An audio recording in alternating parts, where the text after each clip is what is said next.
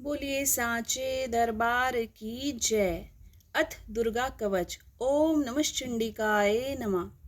महर्षि मार्कंडेय जी ने ब्रह्मा जी से पूछा, हे पितामह ब्रह्मा जी, इस जगत में अत्यंत गोपनीय तथा सब प्रकार से मनुष्यों की रक्षा करने वाला और जो अब तक आपने दूसरे किसी से प्रकट ना किया हो, ऐसा कोई उपाय मुझे बताइए। ब्रह्मा जी बोले, हे महामुने, ऐसा उपाय तो एक देवी का कवच ही है, जो सबसे गोपनीय, पवित्र तथा संपूर्ण प्राणियों का उपकार करने वाला है। हे ब्राह्मण, उसे सुनिए। दुर्गा की 9 मूर्तियां हैं, जिन्हें नवदुर्गा कहते हैं। उनके अलग अलग नाम इस प्रकार हैं। पहला शैलपुत्री, दूसरा नाम ब्रह्मचरणी, तीसरा चंद्रघंटा, चौथा कुष्मांडा, पांचवा स्कंद माता और छठे रूप को कात्यायनी कहते हैं। सातवीं कालरात्रि और आठवीं महागौरी के नाम से प्रसिद्ध है। नवीं सिद्धिदात्री। ये सब नाम महात्मा ब्रह्मा द्वारा ही प्रतिपादित हुए हैं। जो मनुष्य अग्नि से जल रहा हो, रणभूमि में शत्रुओं से घिर गया हो या विषम संकट में फंस गया हो तथा इस प्रकार भय से आतुर होकर जो भगवती दुर्गा की शरण में आया हो, उसका कभी कोई अशुभ नहीं होता। युद्ध के समय संकट पड़ने पर भी उसके ऊपर कोई विपत्ति दिखाई नहीं देती। उसे शोक, दुख और भय नहीं होते। जिन्होंने भक्ति पूर्वक देवी का चिंतन किया है, उसका निश्चय ही उत्थान होता है। हे देवेश्वरी, जो तुम्हारा स्मरण करते हैं, उनकी तुम निसंदेह रक्षा करती हो। चामुंडा देवी प्रेत पर चढ़ी है। वाराही का वाहन भैंसा है। इंद्री का वाहन हाथी है। वैष्णवी देवी का गरुड़ ही आसन है। माहेश्वरी वृषभ पर आरूढ़ है।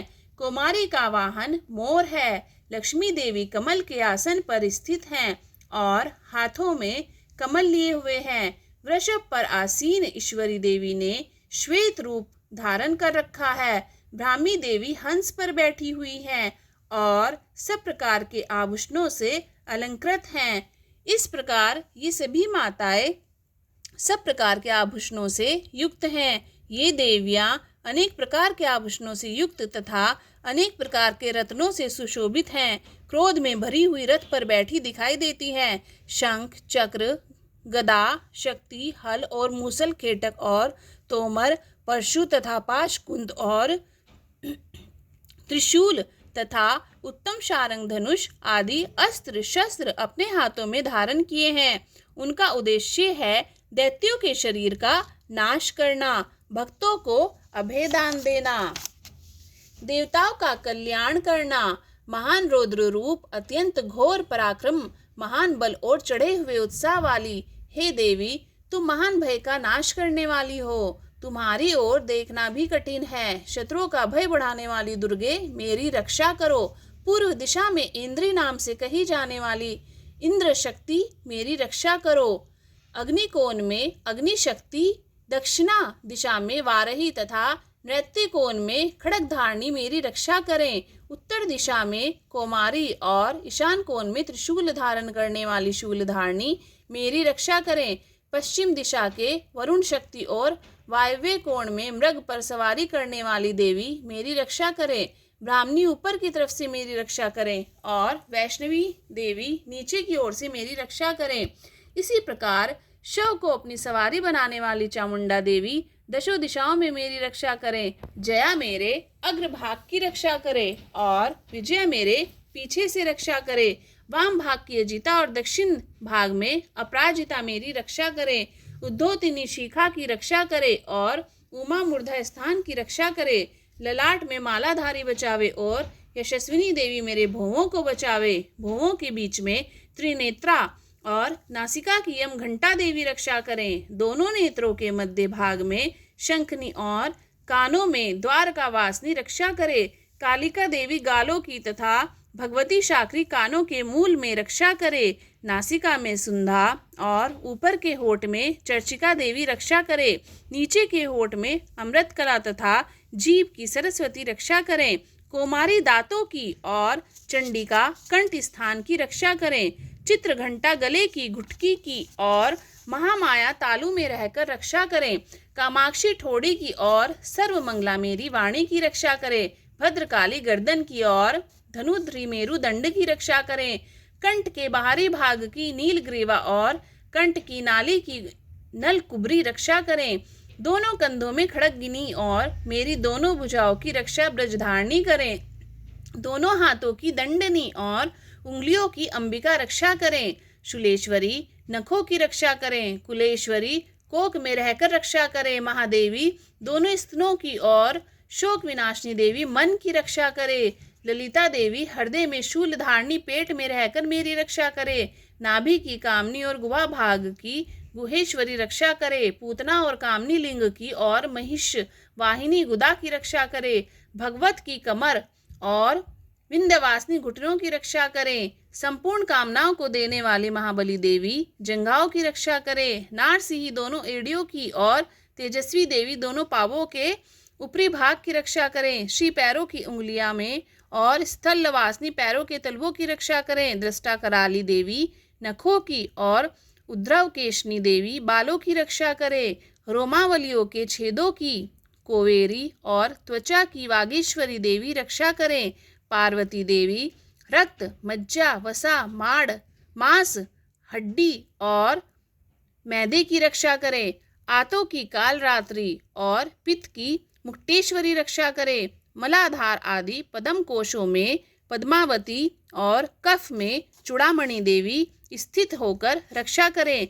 नखों के तेज की ज्वालामुखी रक्षा करें। अभेदा देवी समस्त शरीर में जहाँ जहाँ जोड़ हैं उन सब जोड़ों की रक्षा करें। ब्राह्मी मेरे वीर्य की रक्षा करें। छत्रेश्वरी छाया की तथा धर्मधारिणी देवी मेरे अहंकार मन और बुद्धि की रक्षा करें। ब्रजहस्ता देवी मेरे प्राण अपान व्यान उदान और समान इस पांचों वायु की रक्षा करे। कल्याण शोभना मेरे प्राण की रक्षा करके मुझे दीर्घायु बनावें। रस रूप गंध और शब्द और स्पर्श इन विषयों का अनुभव करते समय योगिनी देवी करें।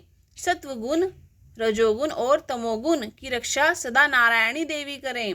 वारही आयु की रक्षा करें तथा वैष्णवी धर्म की रक्षा करें। चक्रिणी देवी यश कीर्ति लक्ष्मी धन और विद्या की रक्षा करें। इंद्राणी मेरे गोत्र की रक्षा करें। हे चंडिके तुम मेरे पशुओं की रक्षा करो। महालक्ष्मी मेरे पुत्रों की रक्षा करें और भैरवी मेरी पत्नी की रक्षा करें। मेरे रास्ते की सुपता तथा दुर्गम मार्ग की क्षेम करी रक्षा करें। राजा के दरबार में महालक्ष्मी रक्षा करें तथा सब और व्याप्त विजया देवी सब प्रकार से मेरी रक्षा करें। हे देवी जो स्थान इस कवच पाठ में नहीं कहा गया है अतः रक्षा से रहित है वह सब तुम्हारे द्वारा सुरक्षित हो, क्योंकि तुम विजयशालिनी हो और पापनाशनी हो। यदि अपने आप का भला चाहे तो मनुष्य बिना कवच के कहीं एक पग भी न जाए। कवच का पाठ करके ही यात्रा करे। नित्य कवच के पाठ द्वारा सब ओर से सुरक्षित मनुष्य जहाँ जहाँ भी जाता है वहाँ वहाँ उसे धन लाभ होता है तथा सारी कामनाओं की सिद्धि करने वाली विजय की प्राप्ति होती है। वह जिस जिस अभिष्ट वस्तु का चिंतन करता है उसको निश्चय ही प्राप्त करता है। वह पुरुष इस पृथ्वी पर अतुलनीय महान ऐश्वर्य का भागी होता है।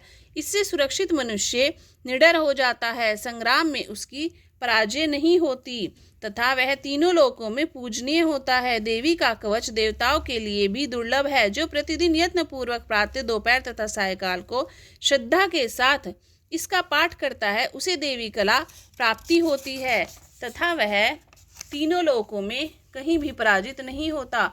वह अकाल मृत्यु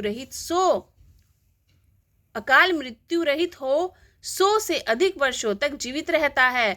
लूता और फोड़े आदि उसकी संपूर्ण व्याधियां नष्ट हो जाती हैं। स्थावर जंगम कृत्रिम विष ये सभी प्रकार के विष दूर हो जाते हैं। उनका कोई असर उस पर नहीं होता। इस पृथ्वी पर मारण मोहन आदि जितने भी अभिचारक प्रयोग होते हैं तथा इस प्रकार के जितने मंत्र यंत्र होते हैं वे सब इस कवच को हृदय में धारण कर लेने पर मनुष्य को देखते ही नष्ट हो जाते हैं।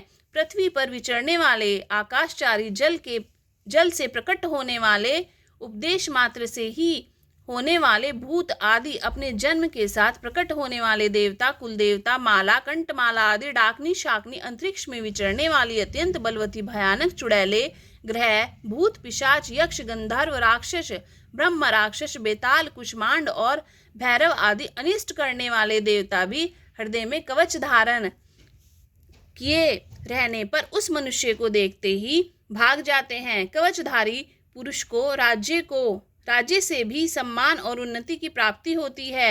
यह कवच मनुष्य के तेज को बढ़ाने वाला और अति उत्तम है। कवच का पाठ करने वाला पुरुष अपनी कीर्ति से विभूषित पृथ्वी तल पर अपने सुयश के साथ साथ वृद्धि को प्राप्त होता है। जो पहले कवच का पाठ करके उसके बाद दुर्गा सप्तशती का पाठ करता है, उसकी जब तक वन पर्वत और कानों सहित यह पृथ्वी टिकी है, पृथ्वी पर पुत्र पौत्र आदि संतान परंपरा बनी रहेगी। फिर देहांत होने पर वह पुरुष भगवती महामाया के प्रसाद से उस नित्य परम पद को प्राप्त होता है, जो देवताओं के लिए भी दुर्लभ है। वह सुंदर दिव्य रूप धारण करता है और कल्याणमय शंकर के साथ आनंद का उपभोग करता है।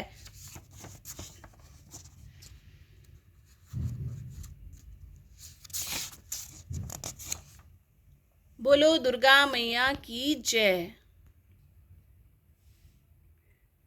बोलो दुर्गा माता की जय।